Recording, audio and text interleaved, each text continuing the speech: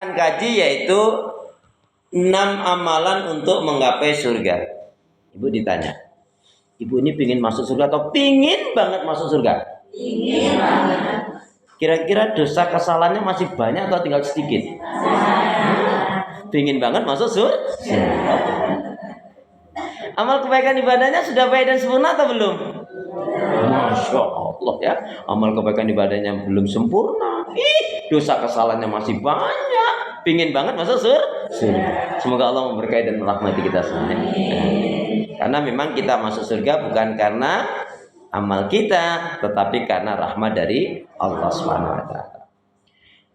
Qala Rasulullah sallallahu alaihi wasallam fi ma'nahu u'budullaha wahda wa la tusyriku billahi syai'an.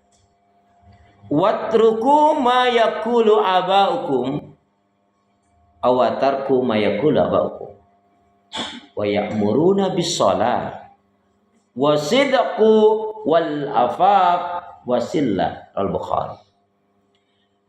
Siapapun yang menginginkan surganya Allah, maka wajib kita memiliki 6 amalan ini.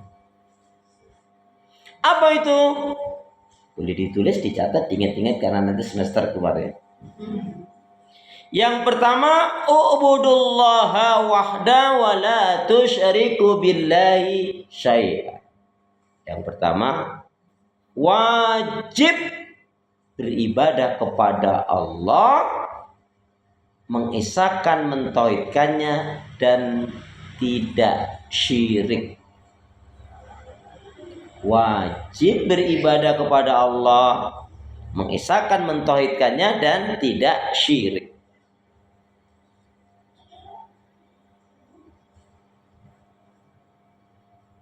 Yang kedua, watruku ma yaqulu abaukum awatarku ma yaqulu abaukum. Fi ma'nahu meninggalkan ucapan perbuatan,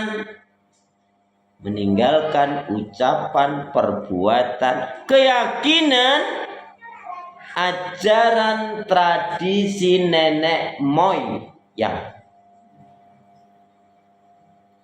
Ulangi ya.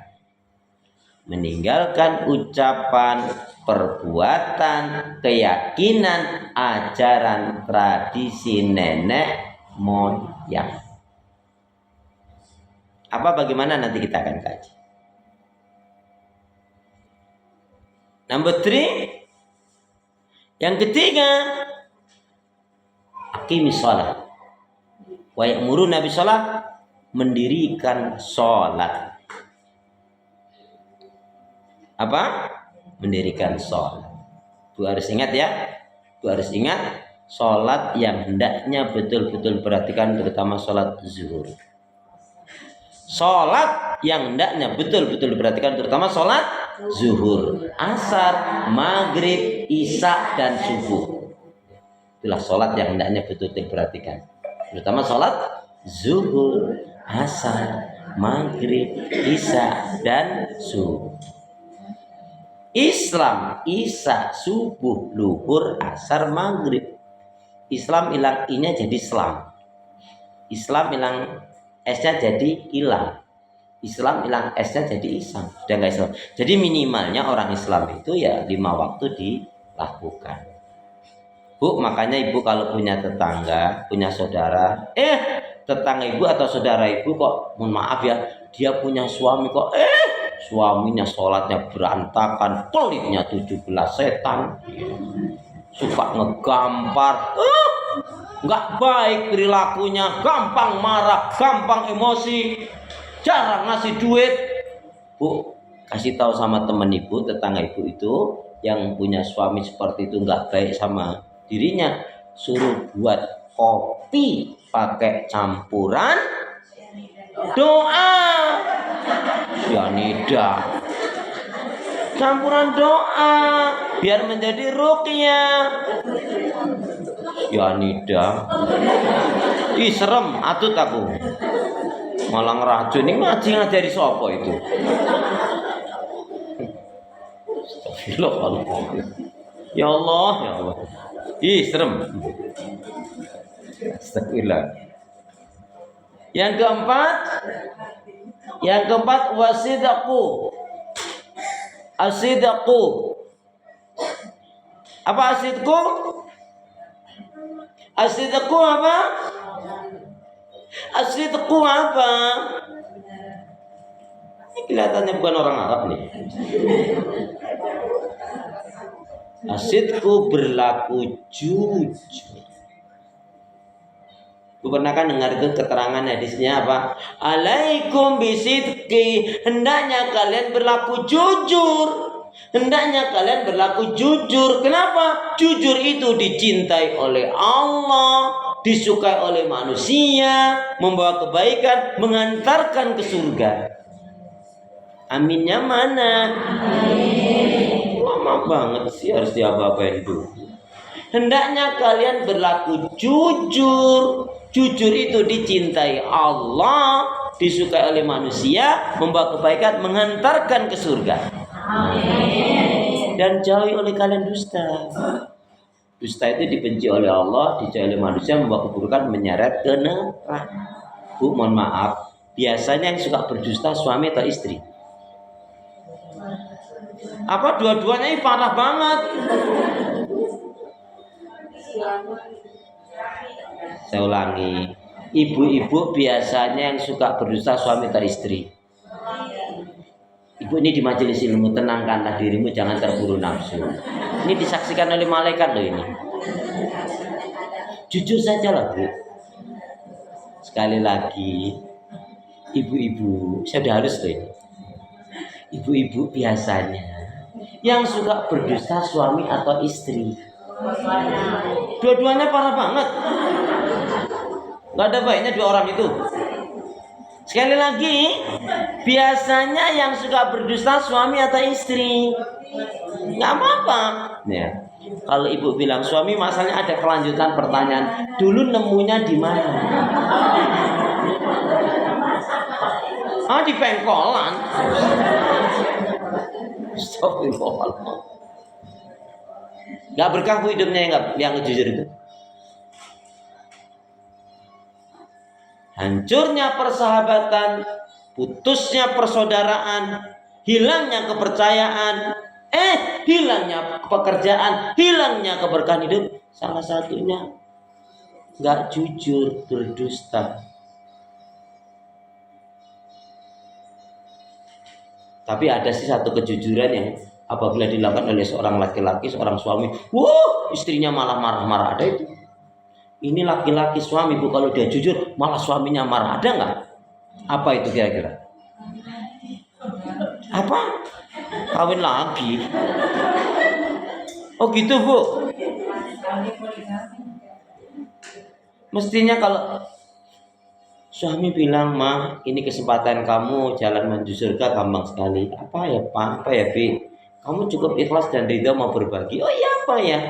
Asal kamu ikhlas ridho, aku nikah lagi kamu surga. Oh gitu ya Pak. Terus ibu masuk ke dapur sebentar, terus kapan?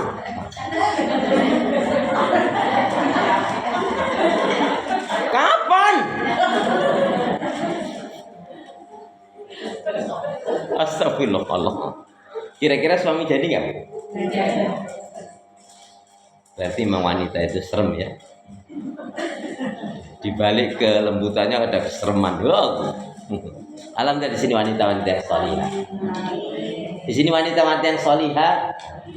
Dia malam tahajud, tiap hari baca Al-Quran, banyak doa zikir istighfarnya, pemaaf penyantun, penyabar, dermawan. Nggak pernah marah-marah. Nggak pernah ngegibah. Nggak pernah nyakitin anak mertua. Kok nggak amin? Amin. Aminnya jangan dipaksakan Bu, yang tulus kalau amin itu. Yang keempat, itu tadi yang keempat. Yang kelima, yaitu al-afaf. Al-afaf apa? Al-afaf apa? Ya Allah, Masya Allah, Astagfirullahaladzim, innalillahi. Jangan sampai saya bilang begitu. Al-afaf apa? Al-afaf apa? Siapa yang ngajarin gitu? Al-afaf di sini, Bu, ada beberapa makna, tapi saya mengambil makna yang satu ini. Jadi al-afaf itu ada mengartikan orang yang menjaga kehormatannya dari yang haram dan yang dilarang. Ada lagi al-afaf itu orang yang menjaga kehormatan kemuliaannya. Tapi saya mengambil al-afaf di sini adalah orang yang mensucikan jiwanya. Jadi orang yang mensucikan jiwanya. Baik. Kalau ayatnya qad aflaha man zakkaha wa qad khaba man dassaha. Sungguh beruntunglah orang yang mensucikan jiwanya dan rugilah orang yang mengotorinya. Kemudian yang kelima, 6. Yang keenam yaitu wasilah. Silaturahim, gemar bersilaturahim. Baik. Jadi yang pertama adalah orang yang memenuhi janji Allah dan tidak mengingkarinya. Di poin ini saya ingin tekankan 2 hal saja. Bu, ini kunci yang pertama ini. Jadi siapapun yang betul-betul menginginkan surganya Allah, maka wajib dia ubudullaha wahda wa la tusyriku billahi syai'an. Wajib betul-betul beribadah kepada Allah, mengisahkan, mentauhidkannya dan tidak syirik. Di mana letak kajian kita di poin ini? 2 hal saja. 1, ubudullaha, berarti wajib beribadah. Masih ingat syarat diterimanya ibadah apa? Dikatakan amalan itu menjadi amal sholih atau ibadah diterima oleh Allah, syaratnya 2. Apa? 1, ikhlas lillahi ta'ala. Orang memandang perbuatan itu besar, tapi dia nggak ikhlas, nggak ada nilainya. Haji besar nggak? Umroh besar nggak? Besar. Kurban besar nggak? Artinya pengeluaran uang yang cukup banyak, zakat, infak, sedekah, bangun masjid, musola, pesantren, besar nggak? Ibadah besar kan? Tapi dipandang di hadapan Allah itu kecil, nggak ada nilainya. Kalau dia riya, kalau dia tidak ikhlas. Jadi yang menjadi penentu amalan kita itu karena ikhlas. Bu, dan hanya amalan yang ikhlas saja. Yang karena Allah itu yang menjadikan jin, setan, iblis gak mampu menggoda kita. Dan kita sudah terlatih dan sudah melatih diri dengan sholat malam tahajud. Gak ada yang melihat, Allah mau melihat. Gak ada yang ngasih upah, ya, mana dingin-dingin. Tapi karena kita ingin bermunajat kepada Allah, ya, ingin berbisik-bisik ya kepada Allah, dengan Allah, maka kita menikmati. Ibu termasuk yang rajin bangun malam atau rajin sholat malam? Loh, ada loh Bu yang rajin bangun malam cuman buka keran dan tutup keran aja. Ada kan? Rajin bangun malam tapi buka tutup keran aja dia. Tahu ya maksudnya? Pispi ya. Nauzubillah nih. Yang kedua apa syarat diterima ibadah? Ittiba'ur rasul, ngikuti tuntunan Rasul. Jadi kalau amal kita ingin diterima oleh Allah, pastikan kita ikhlas dalam menjalankannya. Kemudian ittiba'ur rasul, ngikuti tuntunan Rasul. Nah, di poin ini juga saya mau tanya. Kan tadi ubudullah wahda wa la tusyriku billahi syai'an, dan jangan sekali-kali mensekutukan Allah. Tolong sebutkan 3 dampak bahaya syirik. Coba tanpa ngebet. 3 dampak bahaya syirik apa? Jangan tanya syirik yang mana, syirik yang mana. 3 dampak bahaya syirik apa? Innallaha la yughayyiru ma biqaumin ya innallaha la yaghfiru ayyushraka bi wa yaghfiru ma duna dzalika liman yasha. Jadi 3 dampak bahaya syirik. Ya. Bahaya syirik itu ada 3. A, B, C. A, Allah tidak akan mengampuni kesalahan dosa syirik. Surat 4 ayat 48 dan 116 intinya. Ustaz, kalau sebelum meninggal dia tobat, selesai. Artinya ini kalau dia sampai mati tidak sempat tobat. Jadi apa dampak bahaya syirik yang pertama? Allah tidak akan mengampuni kesalahan dosa syirik atau dosanya tak terampuni. Syirik bisa terjadi dalam al-mahabbah, kecintaan yang berlebihan kepada selain Allah. Kemudian juga bisa dalam ketaatan, takut, ya, dan lain sebagainya. Yang B apa? Dampak bahaya syirik yang kedua apa? Apa?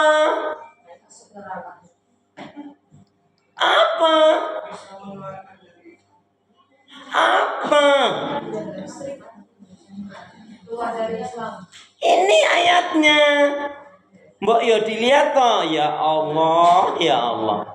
Wis tak tulis aja. Allah akan hapus amal kebaikannya. Tadi nggak diterima. Yang kedua dihapus amal kebaikan ibadahnya. Coba salah satu dibacakan artinya. Ya, 3965. Ya. Dan sungguh telah diwahyukan kepadamu dan kepada nabi-nabi yang sebelumnya. Sungguh jika engkau mempersekutukan Allah, niscaya akan hapuslah amalmu dan tentulah engkau termasuk amal. Dihapus amal ibadahnya. Contohnya 76 tahun setengah dia ibadah bagus, tapi bunuh diri hapus. Bunuh diri termasuk Bu, orang yang bunuh diri itu sebenarnya orang yang kurang kerjaan. Ibu diam aja, kalau waktunya mati loh, Bu. Ya enggak? Ya. Kemudian yang ketiga apa? Yang ketiga apa? Dampak bahaya syirik. Yang ketiga, haram baginya surga, kekal di neraka. Jadi haram, artinya dia tidak akan masuk surga. Haram baginya surga, kekal di neraka. Ini 3 dampak bahaya syirik.